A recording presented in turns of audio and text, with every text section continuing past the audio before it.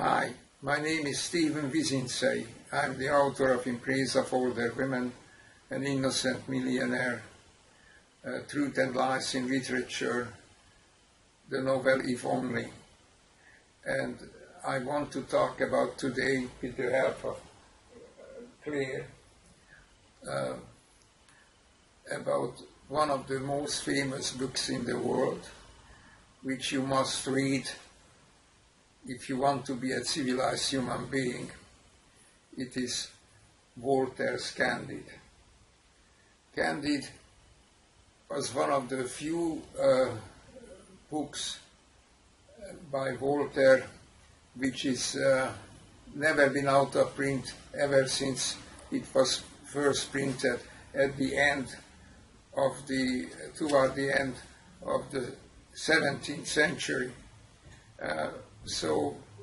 And it was never out of print, so you must think that a book which survives so long and continuously is worth reading. The main thing about Voltaire is that it shows you how wicked human beings can be, which is an essential thing, knowledge, which you don't really understand if you had good parents. There is a great problem with having good parents. If you don't have good parents, you're likely to be, you have a good chance to turn out to be a monster. But if you have a good parents, then you kind of imagine, especially if in early childhood you were surrounded by nothing but love and encouragement, then it's inevitable that you think that most people are nice. And this is not true. And to cure you of such an optimistic view of human nature, incidentally, Voltaire's Candide, the subtitle is Optimism, is that it teaches you, it warns you that most human beings are horrible, or can be horrible if things come, if your interests are in danger. And the book begins in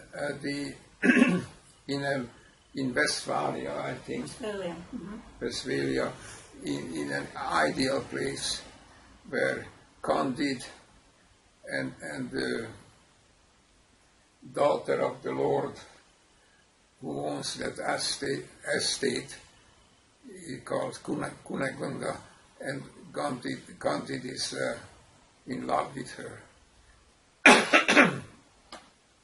And this idyllic life ends when the Bulgarians come into town and burn and rape everything. And Cunegunda, who had nothing but love around him and admiration, is being raped, and the guy who rapes him is still on top of him. I mean, the captain of the Bulgarians who attacked the castle cuts the first raper in two, why he's still on top of her, and so that he could make love with her, he could rape her. And Cunegunda is very upset about this and screams and protests and cries, because that's not how, what is the phrase? It's not how people are. That he thought this was an unusual thing. Oh yes, it was normal. That it was normal. That was perfectly normal. This kind of behavior raping and murdering people was normal. And it takes up from there. So, Candide is press ganged by the Bulgars to work for them as a soldier. Yeah. Yes? Well, let's be a little bit more general. Yeah. When Candide was published, it was banned in France because he was accused of religious blasphemy, political sedition, and intellectual hostility. And in fact, he was imprisoned in the Bastille at one point. So he was a very, very prominent figure in 18th century France. But of course later became very famous worldwide. But the book, if you read Candide today, it is as relevant today as it was in the 18th century, because it's about human nature, the worst side of human nature, as you've pointed out. It's about the terror, the barbarism of wars. You turn on the news today, you hear about Rwanda. It's in here, the way people treat each other, and that's one of the reasons it makes a great book. But quite apart from that, the pace of this story is incredibly fast. So when you read it, you're turning the pages very, very swiftly. It's a great story, brilliantly told, and sometimes very witty, because, Candide travels everywhere, and he's caught up in the earthquake in Portugal, Lisbon. In Lisbon, that's right. And and he's dying, he's, on the brink of death. And his old tutor Pangloss sees him, and Candide calls out, "Water, bring me oil." And Pangloss, who's the philosopher, ignores him and talks about the connection between the earthquake in Lisbon and a previous one in Lima, and how the two are connected. So it's a very, very witty novel. So running all the way through this novel is Candide's love for Cunegonde. They're separated at the beginning, and it's his quest to find her again.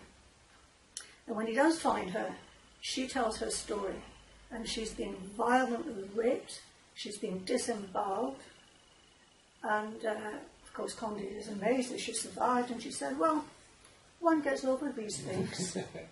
On another occasion, when he's in Portugal, there's an auto da fe where people are burned to death.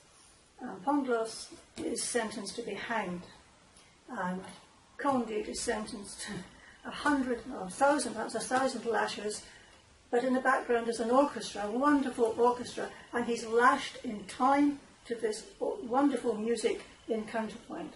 So there are all these little asides which are incredibly witty. Anyway, Pangloss is hanged, but he survives.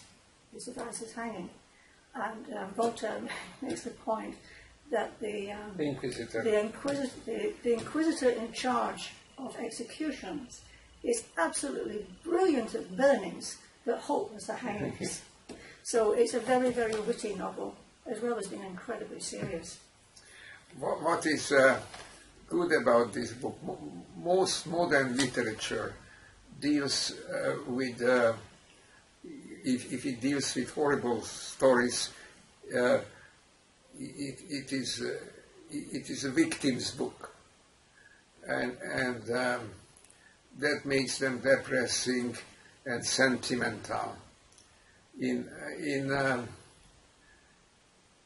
Voltaire was a revolutionary writer and did not believe in victimhood.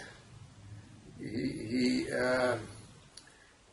as Claire just said, people get over being disemboweled, and he tries what is makes the book readable and really a happy, funny experience to read in spite of all the horrors in it, is that the characters survive, which in real life they wouldn't. And therefore all horrible things treated lightly, in the sense they're truthful, they're not minimized, but the effective is realized, and so that you can take suffering lightly and brutality lightly, which I think is very important to do if you want to survive. So Voltaire doesn't encourage you to feel sorry for yourself. It is as much against self-pity as against the horrors of the world.